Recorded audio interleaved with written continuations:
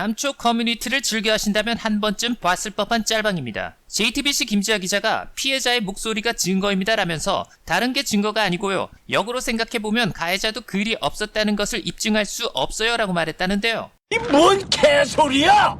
사실 이 영상은 2018년 11월에 올렸었는데요. JTBC가 저작권상의 이유로 차단시켜버렸습니다. JTBC 소셜 라이브의 캡처 화면 몇 장과 김지아 기자의 음성을 마이크로 녹음해서 자료 화면으로 썼는데 이게 저작권 위반이랍니다. 인기 영상도 아니고 고작 조회수 3,000짜리 영상을 언론사가 직접 신고하는 건 매우 드물죠. JTBC 뉴스는 남 지적질을 하는 건 좋아하면서 지적당하는 건 싫어하나 봅니다. 그런데 JTBC 뉴스룸도 일반인들이 촬영한 유튜브 영상을 동의 없이 사용하거든요. 특히 2017년에는 일본 애니메이션 1000원 돌파 그랜라간 영상을 무단으로, 그것도 유튜브에 불법으로 올린 영상을 사용하는 패기를 보였습니다. 역시 손석희가 사장인 회사답게 내로남불 오지고요. 유튜브 측에 이의제기를 해볼까도 생각했습니다만 그냥 수정해서 다시 올리기로 했습니다. 어쨌든 본론으로 돌아와서요. 혹시 작전 세력이 민족 정론방송 JTBC를 음해하기 위해 김지아 기자의 발언을 앞뒤 자르고 올린 것이 아닐까 해서 원본 영상을 찾아봤습니다. 문제의 짤방은 2018년 3월 1일 방송된 소셜 라이브의 한 장면이었습니다. 소셜 라이브는 JTBC 뉴스룸 기자들이 취재 후기를 들려주는 인터넷 방송으로 뉴스룸 방송 직후 페이스북과 유튜브를 통해 생방송되는데요.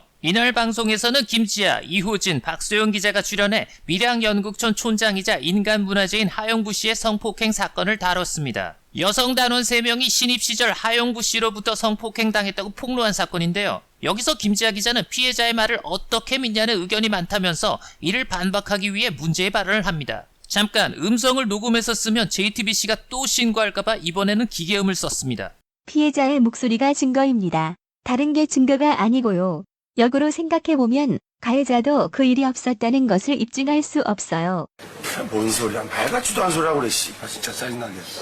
아니, 했다는 걸 입증할 수는 있어도 하지 않은 걸 어떻게 입증하죠? 가령 김지아 기자가 돈 받고 기사 쓴다는 증거는 없습니다. 하지만 역으로 생각해보면 김지아 기자도 돈 받고 기사 쓰지 않는다는 것을 입증할 수 없어요. 형사소송법 제325조 무죄의 판결에 따르면 범죄 사실의 증명이 없는 때에는 판결로서 무죄를 선고하여야 합니다. 범죄 사실을 입증할 수 없으면 무죄입니다. 거기서 끝이에요. 물론 하영부 씨는 폭로 직후 사죄하고 처벌도 받겠다면서 잘못을 인정했습니다. 근데 왜 지랄이야? 하지만 김지아 기자의 논리가 잘못됐다는 사실에는 변함이 없어요. 원칙적으로 형사사건은 검사가 가해자의 혐의를 입증해야 합니다. 가해자가 결백을 입증하는 방식이 아니고요. 형사소송법 제307조 증거재판주의는 1. 사실의 인정은 증거에 의하여야 한다. 2. 범죄 사실의 인정은 합리적인 의심이 없는 정도의 증명에 이르러야 한다고 규정합니다. 비겁하게 팩트로 승부하지 말고 선동과 날조로 승부하자. 피해자의 목소리가 증거라는데 피해를 주장하는 사람이 거짓말을 한 거면 어떡하죠? 꽃뱀의 목소리도 증거인가요? 꽃뱀도 피해자요.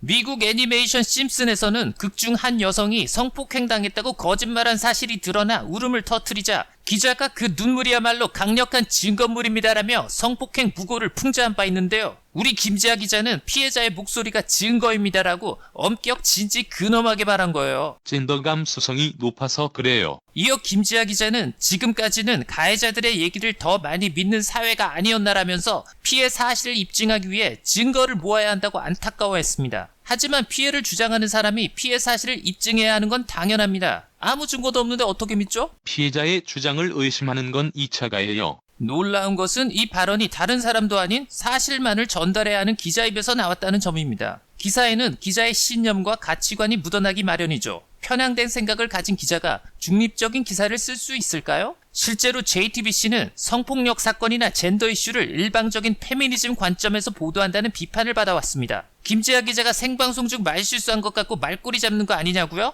대부분의 사람들이 모르는 사실이 있습니다. 이 방송에서 이호진 기자도 비슷한 주장을 펼쳤다는 거죠. JTBC가 신고할까봐 역시 기계음을 썼습니다. 피해자의 증언, 그리고 피해자의 목소리 자체가 증거가 될 수 있기 때문에 많이 목소리를 내주셨으면 좋겠습니다. JTBC 보도국 또한 해당 발언을 하이라이트랍시고 피해자의 목소리가 증거입니다란 제목으로 유튜브에 올렸습니다. 기자 개인의 의견이 아닌 JTBC 보도국의 여론입을 알 수 있는 대목입니다. 해당 영상은 2019년 2월 기준 좋아요 114개를 받은 반면 싫어요는 무려 7,900개를 받아 JTBC 뉴스 영상 중 가장 높은 싫어요의 비율을 기록했습니다. JTBC 뉴스 시청자들의 충성도가 높은 걸 감안하면 이례적인 반응이죠. 자취방 원룸에서 뉴스 원룸 발석키였습니다.